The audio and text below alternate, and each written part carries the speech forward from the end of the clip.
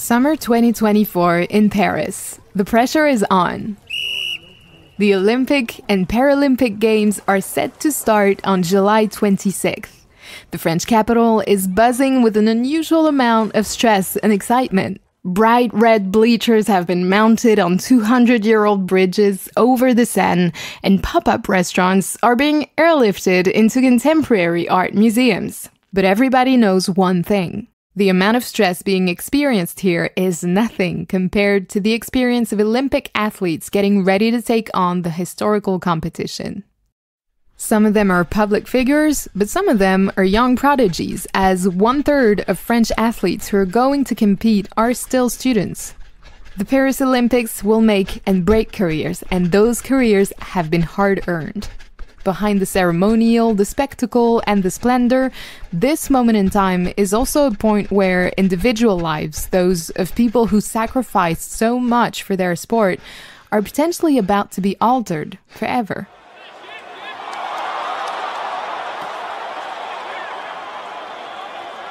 Welcome to The French Teach, a podcast by Campus France where we tell you all about French academic excellence, specifically in new, innovative, and cutting-edge fields of research and education.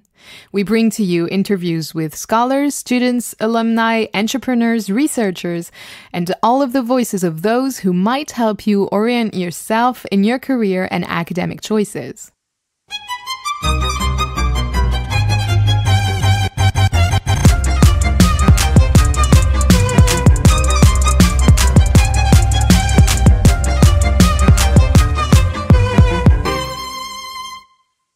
On this episode of The French Teach, we're diving into the academic challenges faced by student athletes and innovations in the French academic system to facilitate their experience.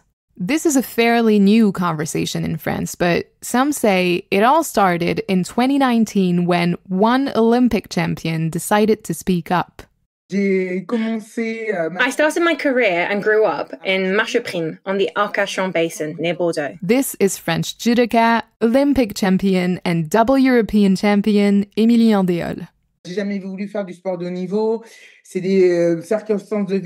I never wanted to do top-level sport. It was the circumstances of my life that brought me to this point. And also, a little bit, I think, the way I was brought up. Always wanting to do twice as much. I grew up like that. Little Emily, being a black girl in a working-class family, had to do twice as much to get by. So that's how I was built. And with judo, I reproduced that way of doing things. Initially, I wasn't the most gifted, but I was a hard worker. I worked very hard.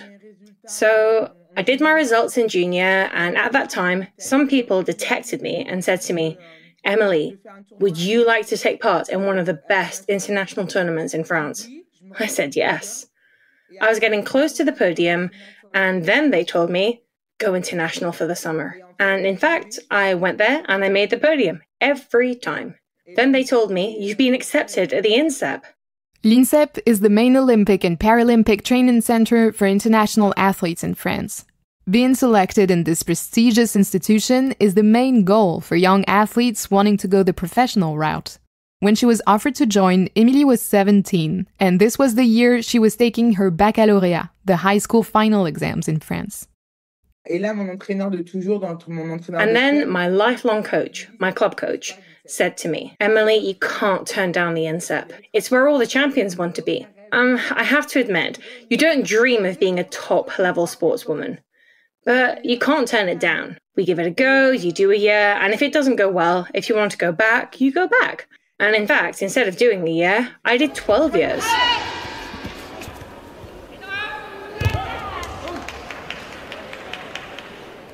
Émilie's mother was adamant that her studies should always come before her career as an athlete. Her succeeding in school was the condition under which her parents let her enter l'INSEP.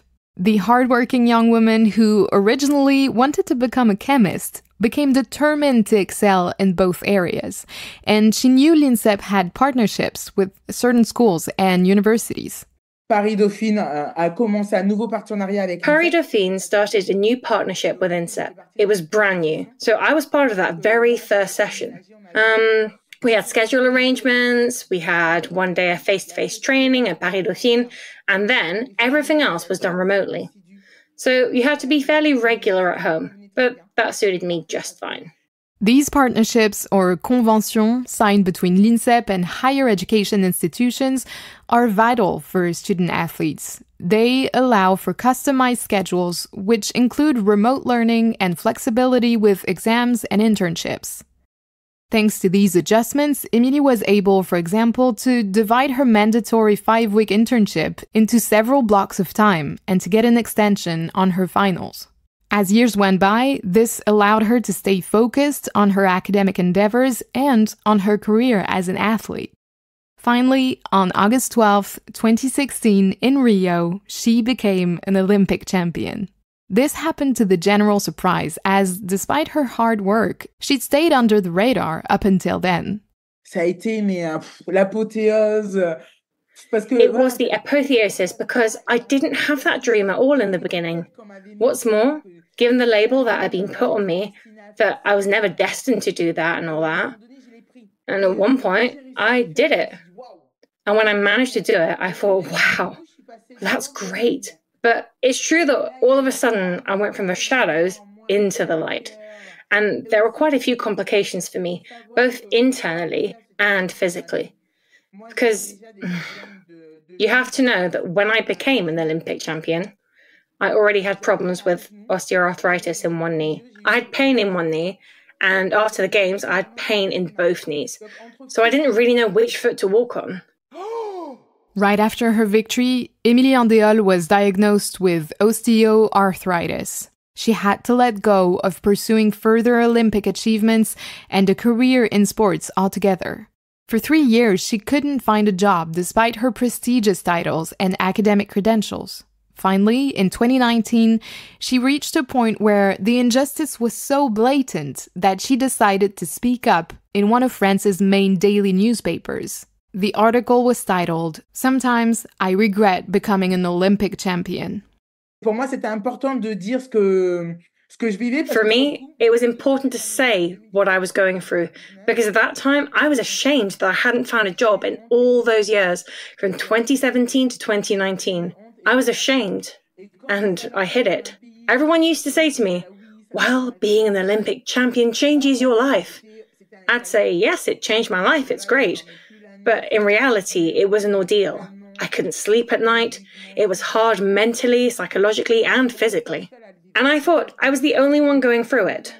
And in fact, I wasn't. And even now, I realize that I wasn't the only one. And at this very moment, there are athletes who are going through it. And I think it's very important to say it, and to say to these athletes, don't be ashamed.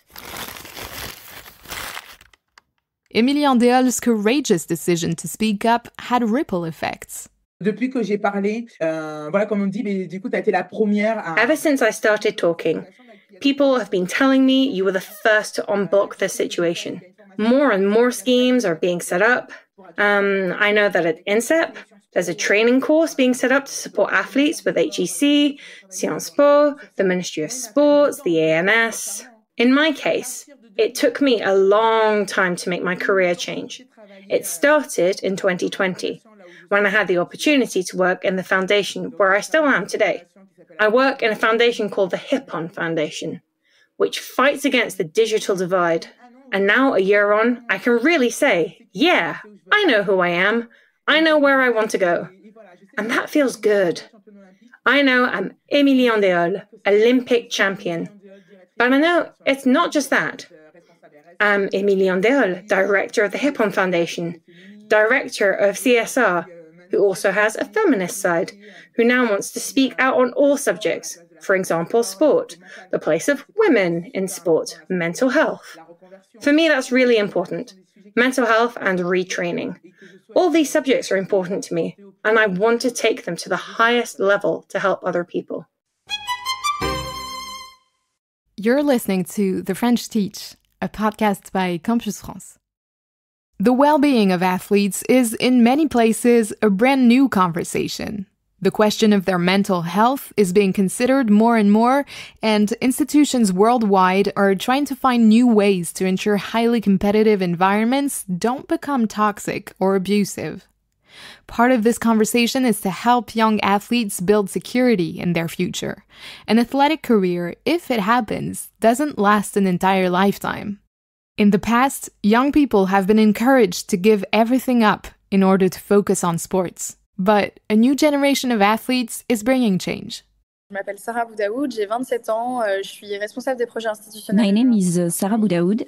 I'm 27 and I'm responsible for institutional projects at Olympique de Marseille.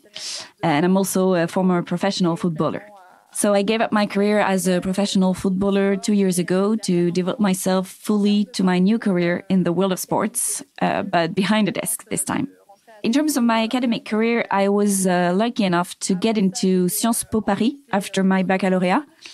And before that, I was at a Sport Études high school in the Pôle Espoir, the Hoop section, which is a French specialty where I was able to have special schooling throughout my time at school. On the other hand, when I arrived at Sciences Po Paris, the first year was very difficult because I was totally independent for the first time. I changed cities. I arrived as part of a new club, so I didn't have any special school arrangements. I was really the one who had to manage my time. So I was lucky enough that I could join a club that was amateur, which meant I could play at the highest national level, but I could also train in the evenings rather than during the day. J'ai toujours voulu, disons, avoir un impact positif dans le football. I've always wanted to have a positive impact on women's football, to give the opportunity I had to study to other girls who didn't have that chance or who never thought about it. And also because, as I was saying, I played for a club that was unprofessional at the time. So we trained in the evenings. And the girls who were with me couldn't make a living out of football. I was lucky enough to be studying during the day at the same time, but they weren't. They just had to get by. It was all they had. So I said to myself, the precariousness in which they live, it's not possible. How can I help them find a part-time job to at least help them in their daily lives? So that's how it came about. At the start, it was really specific support for one or two players who were friends of mine and whom I saw struggling. And I said to myself, I'm going to give you a CV workshop, a cover letter, presentation, how to behave in front of an interview, etc., etc. Maybe that will help you.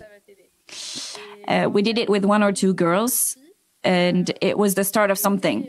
And then I said to myself, this could really work well on a larger scale.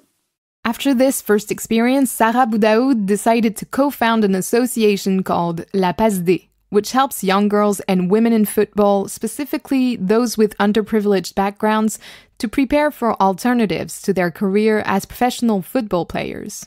On fait ça avec des jeunes pour que très tôt elles se posent la question et qu'elles choisissent. We do this with young people so that very early on they ask themselves the questions and choose the right academic path, the right school path, so that when they want to stop studying to pursue their career as a professional sportswoman, they can do so. But afterwards, they know straight away what they can do outside sports.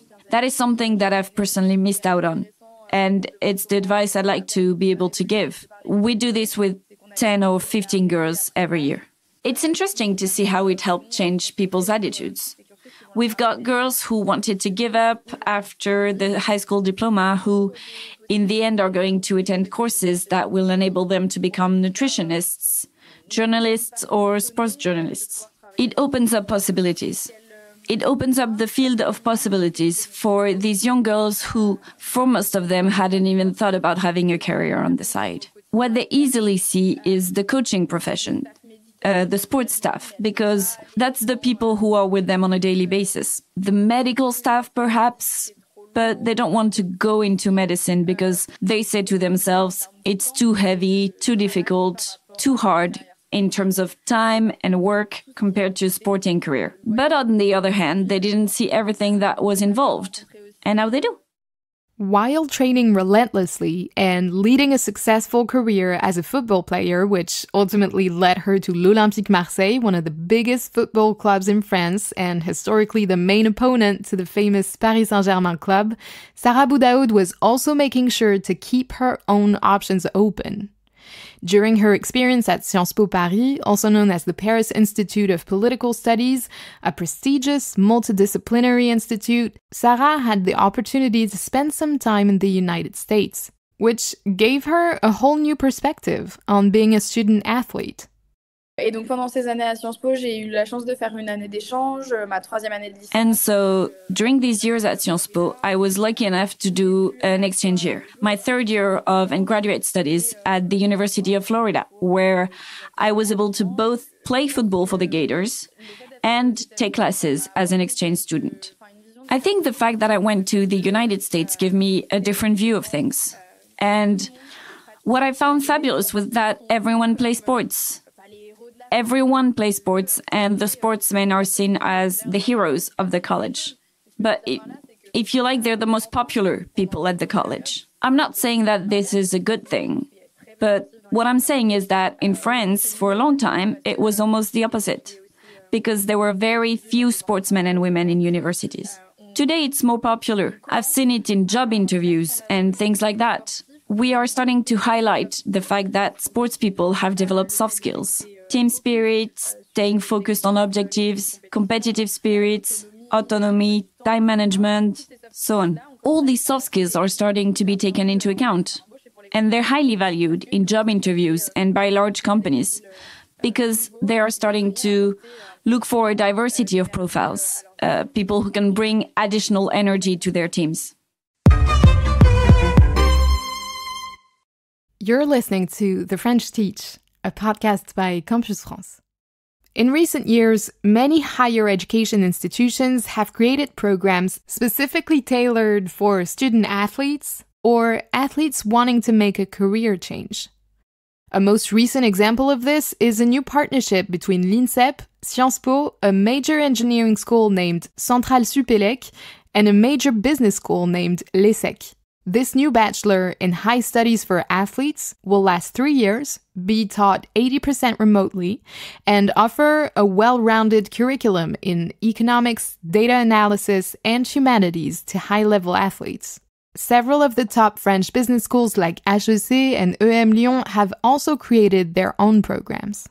EM Lyon is a business school. It is 150 years old. It is triple accredited, and it is very well ranked among business schools in France and in the world. And the bachelor's degree we created like a special track for elite athletes. It started in 2019, and since then, like we've been having more and more students every year. This is Astrid Boudet. Until recently, she was the coordinator for the bachelor's degree for elite athletes at EM Lyon. EM Lyon has been welcoming athletes for many years now on their programs, and they were trying to adapt and give them flexibility with their sporting activities and schedule. But since 2019, they started this special track of the BBA undergraduate program, where students, they are studying remotely. And they can it gives them a better opportunity to stay in their cities where they are doing their sports, and they can follow the classes whenever they have time, and they can see replays of the video, and everything is on Zoom, everything is on a Brightspace. It's a distant learning platform for them. They have their schedule ahead of time, so they know how they can balance this with their their training or their resting time. It's a very fine line for them to balance everything. So we give them with this special track, we give them this flexibility so they can at the same time that they do their sports, they can also follow an academic path, and it will be easier for them later on, whether they decide to keep on going with their sports or if they decide to stop their career. So there are several paths that students can take depending on which stage of their career they're at. Can you describe these possibilities? Sure. So the first one will be directly after high school. You can start a program and it will be the bachelor's degree, the BBA, as we call it. Then usually when you're when you're joining the BBA, you're kind of starting or like you're already like a few years into your career, and it's usually that's when things go faster for you with your sporting. It's either like around like in your 20s, it's when it's either you make it or you don't, so it's very a challenging time for them. So it's hard to balance both the schools and the sporting activities. And then you can also join us for the Executive Master in Management. This is when your sporting career already started. You're like well recognized in your sport. And then you decide that you want to prepare, for after your sporting career. And then there's later on in life when you're done with your sports. And then you decide that, you want to, I don't know, start your own business, or you already have a business, but you are lacking some like academic skills and you rather like go back to school and use this time to be better and perform better in your company. And of course, these are open to international students, right? How did they get in touch with you? Yes, if international students, they want to apply to our school, usually they are already part of a club in France. And so we offer them like flexibility. They just contact us. They contact Michael Romsey usually. And depending on their academic level, he will match them either with the BBA program, with the Executive Master, or another program, the MBA, for example, depending on their level. And usually there is also an interview with Michael. And yes, we are looking at their profile, and that's how we make the decisions. Can you tell me how these programs were born? Because we've spoken already to several athletes who did not have this type of program, and I wonder if this idea also came from them expressing their need for an easier, more flexible access to academia. Yes, exactly. Like we noticed that sometimes, most of the times, like athletes, after like they're done with the career, they are not really like, they don't really have like an academic background, because at one point, if you want to perform, like you have to kind of stop your studies or stop your schooling. Some of them, they went to high school and they did it, remotely with the CNED. But then later on, if you want to keep on going with your academics, it's really hard to balance everything. So that's why we decided to go ahead and like launch that track for athletes. So we've also spoken to football player Sarah Boudaoud for this episode, who was inspired by her experience in the US to create an association that supports young football players. And this is also obviously the case with French-American basketball superstar Tony Parker, who created his own school, the Tony Parker Adequate Academy, in partnership with you, l'EM Lyon. And he also was very much influenced by the American mindset, right? Where sports and academia aren't competing, but complementary activities. So I know you also have spent part of your career in the US. Did it change your perspective as well? Yes, definitely.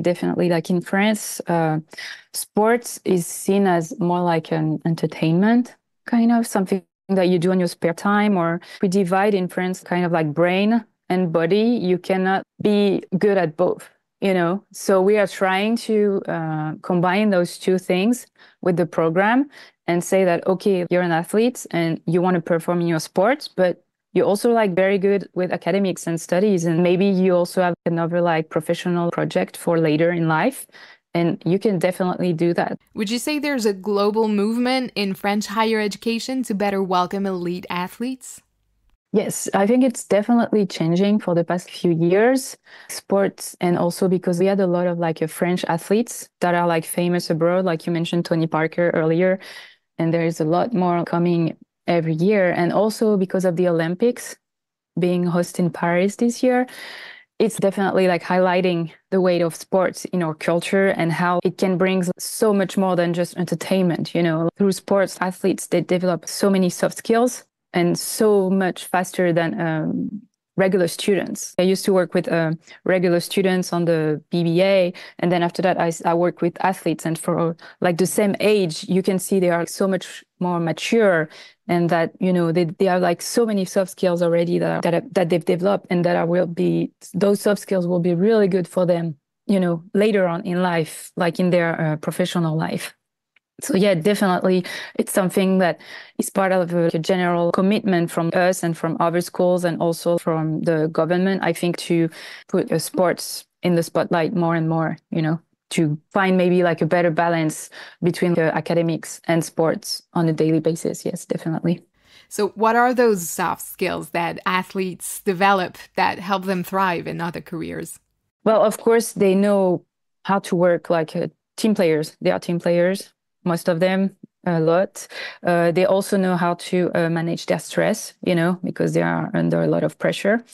They also learn a lot about flexibility. And they also are really good multitasker because they have to manage a lot of things on a daily basis with sports, between training and resting time, and then competition. And then sometimes they have to travel for the competition, a lot of things. They also know how to prioritize, because when you're a good athlete also, you have to know when to give your best and also when to, save your energy, maybe for later. You have to know how to balance that. They also know how to get the best out of everything that they are doing on a daily basis, because that's the base of like being an athlete. You have to challenge yourself every day, all the time. They are also learning about like resilience, which is really soft skills that will be really useful later on in life in general and also in their professional life. And also like regarding making decision, because when you're an athlete, like sometimes you have just a few seconds to know, okay, what am I going to do? Is it the right way? This or that? So these are all like, soft skills that they can definitely transfer to professional activities. And conversely, how do they adapt to the student experience? Actually, how much of student life do they get to experience? Usually for example, in the bachelor's program, so as I mentioned before, they are studying remotely, but every 3 to 4 months, we regroup all together in one of our campus for like 3 days. And during those 3 days, it's a really good time for them because they can live the experience as a regular student. They can all meet together, they can forget about their sports, and they can also, that's at this time where they usually create a group cohesion. Usually they really like these times where they can all come together for like 3 days, and because they can share like their sporting experience, and even if they are like in different sports, whether they are doing basketball, tennis, rugby, they are all going through the same issues on a personal level and also in a sporting level. You're listening to The French Teach, a podcast by Campus France. In order to facilitate the student experience for high-level athletes, France also has a special status called le statut d'étudiant sportif de haut niveau, or SHN. This is what attracts many international students to France, students like Maxime Boltushkin. My name is Maxime. I'm 23 years old. I'm from Russia. I have been living in France for the past 5 years, and I study at Paris State University and playing hockey. I was born in a small town in northern Russia called Kotlas. It's quaint town where my parents still live, and it's also where my ice hockey career began. But however, I spent a significant part of my life in St. Petersburg, one of the largest cities in Russia, and we call it its cultural capital of our country, and it's my favorite city.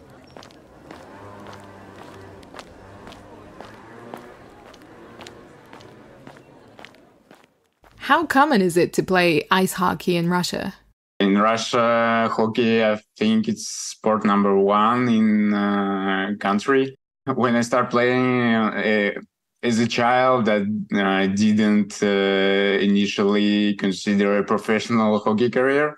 I simply enjoyed playing the game with my team and with my friends. And it wasn't until I was around 12, 14 years old. And after moving to St. Petersburg and enrolling in a sport boarding school, that I began seriously thinking about playing hockey at a professional level. In Russia, it's almost impossible to combine higher education with professional sport career. But I also understood the risk associated with a professional sport career. I knew I need to be focused on my education as well and try to balance both aspects of my life. And what made you choose France? I choose France for my studies because I discovered the opportunity that I can balance my academic pursuits with my passion for hockey through the statut d'étudiant, le statut d'étudiant sportif de haut niveau. It helps me a lot because, for example, in university, I can choose my schedule. And if, for example, I have my training at the morning, and this day I can put my lessons in the evening.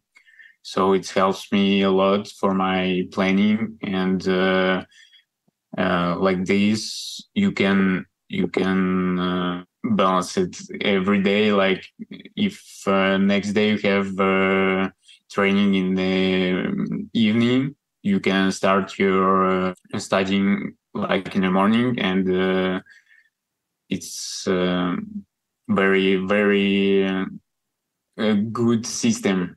So where are you studying and where are you playing now?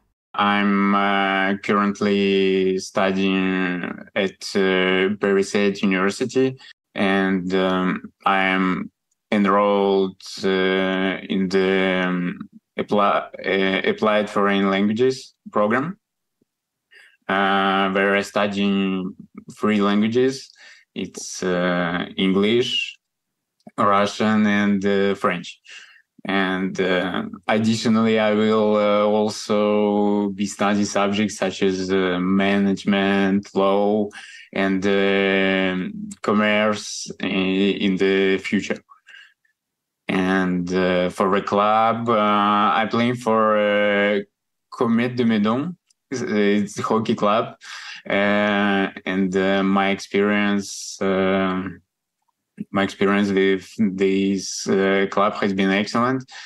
I was warmly welcomed, and I have had the opportunity to meet many nice, wonderful people.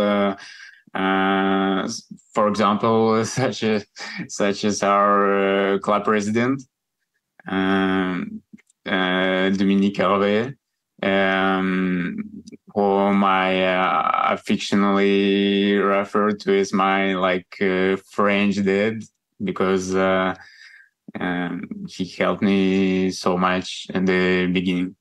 And where do you see yourself short term and long term? In short term, it's maybe strange, but I'm looking forward to reuniting with my family, as I haven't seen due to COVID and geopolitical circumstances. And if looking ahead in the long term, my goals, of course, include successfully obtaining my diploma in France, and continue to pursue my passion for hockey. And I also hope to remain in this wonderful country in France.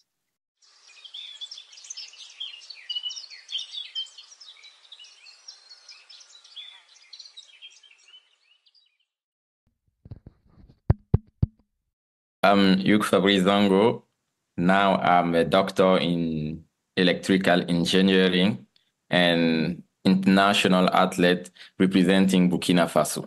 I was born in Burkina Faso, so in a town, a little town called Koudougou. So Koudougou is the third town in Burkina Faso in terms of development.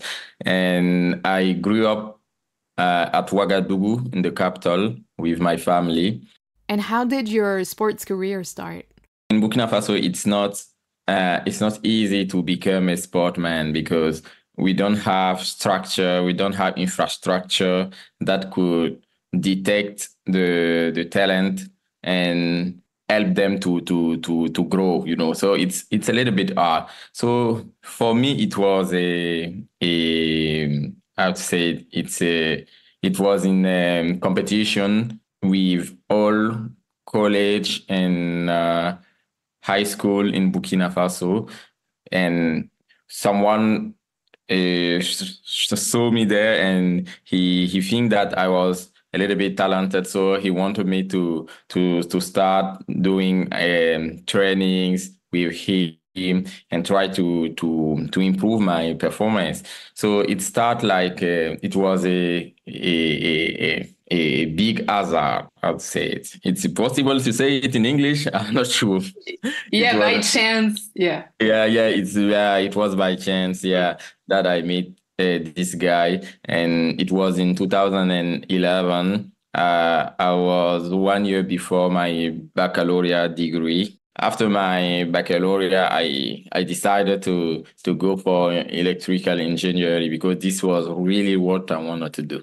When I meet the sport, I start having ambitions in this field also. So it was like trying now to combine the two, trying now to see how the sport can help me with my studies, how the studies can help me in sport. Yeah, because sport is really physical. You know, you have to think about how to do things. So it's I try to combine the two. But sport is really helpful because it helped me to come in France more easy and to integrate with everybody when I came in France. So it was more easy for me for my studies, for social, you know, it was really important for me.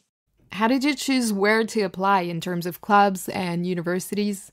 Campus France helped me to find the universities, to find the towns, to have information about France, the life in France, the social aid in France, everything about how to really integrate the social life in France. So Campus France was really helpful with this. So when I wanted to come to France, I just contact them. I found the university. They send my file, my academic file, to all the university to try to see if I have a good level, to come the university.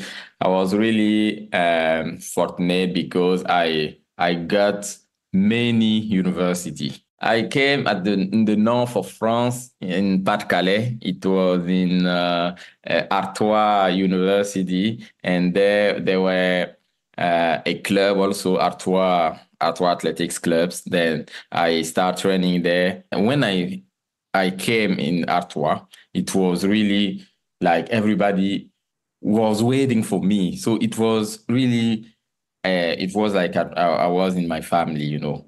And since today, until today, it's like, it's warm there. It's really warm in Pas-de-Calais at Artois. It was really great. They really helped me with financial aid. They helped me with really good things that helped me to improve my performance. So when I came at Artois, after 6 months, I qualified for World Championship. Everything was more easier. It was more easy than when I was in Burkina Faso, sure.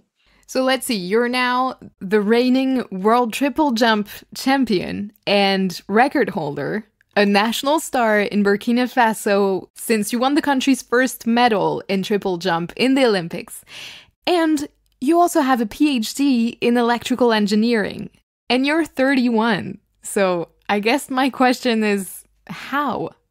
from 2019, when I started my PhD, I started getting medals. It's a little bit weird because normally I have less time to focus on sport.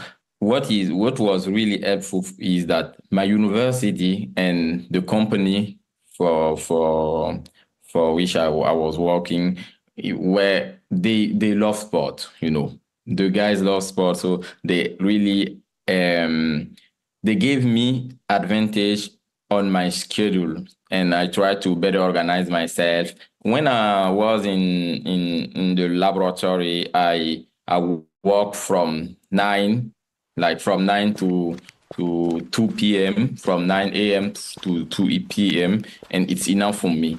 Yes, in this time, I'm really focused on what I'm doing. And then after 2 p.m., I go back to my home. I spend like 3 hours with a little bit sleep, a little bit, just relaxing. And then I go to the stadium from 5 p.m. to 8 or 9. It depends of the things I have to do on the stadium. With this freedom, I really improved my performance with getting the first ever medal for Burkina Faso in triple jump in Olympics. It was the first ever medal for Africa in triple jump, in the event of triple jump. So this is my best achievement. It was the bronze medal. So this year I target for the gold.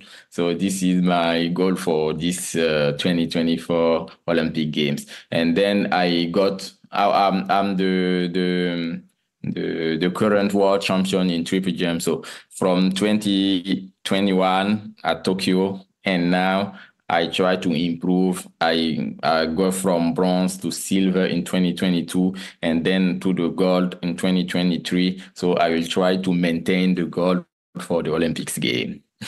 I decided to take 6 months to really focus on sport in order to prepare very well the Olympic Games in Paris. This will be my last Olympics, so I really want to be ready for this.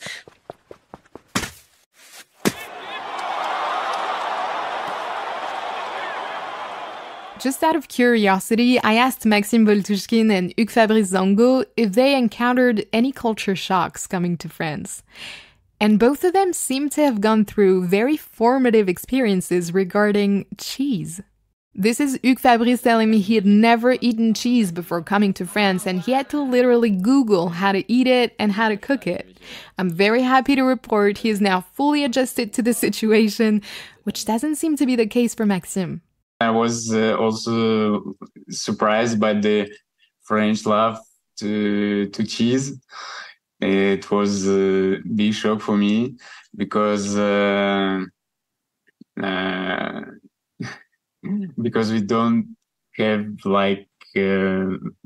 have that tradition in Russia, and it was shock for me when I had dinner with my French friends, and after the meal, they brought out a cheese plate with the cheese that had a strong smell, like strong aroma. It's it's crazy. So have you gotten used to it by now, or? Not yet.